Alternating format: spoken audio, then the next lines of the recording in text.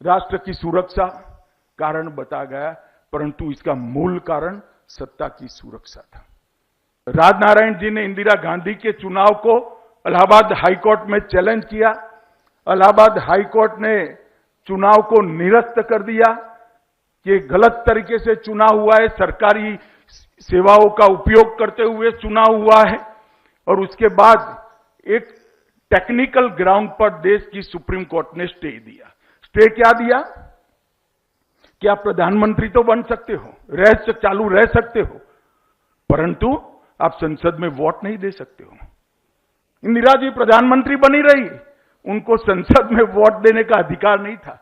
संसद सदस्य के प्रधानमंत्री के कोई पर्क्स उनको नहीं मिलते थे, परंतु वो मॉरल ग्राउंड छोड़कर प्रधानमंत्री बने रहना उन्होंने निर्णय किया।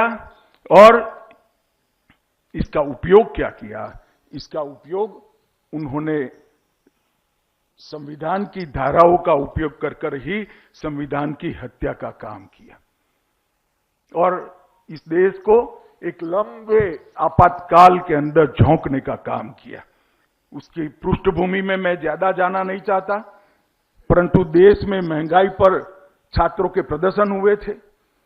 गुजरात में पहले महंगाई से शुरू हुई ये लड़ाई जब जेपी कूद पड़े, बिहार तक पहुंची। गुजरात और बिहार में छात्र आंदोलन हुए, रेलवे कर्मचारियों की हड़ताल हुई, जगह जगह पर कांग्रेस के भ्रष्टाचार पर विरोध के स्वर उठ गए। मोरारजी देसाई आमरण अनशन पर बैठ गए। ढेर सारी घटनाओं ने सत्ता के बहुमत के साथ चुनी हुई सरकार की कुर्सियां हिला दी थी। इनकी सत्ता की नींव को हिलाने का काम किया था। देश पर कोई खतरा नहीं था, देश की सुरक्षा पर कोई खतरा नहीं था। अभी भी तो बांग्लादेश का युद्ध जीते थे, देश की सुरक्षा पर कोई खतरा नहीं था, ना बाहरी था ना आंतरिक था।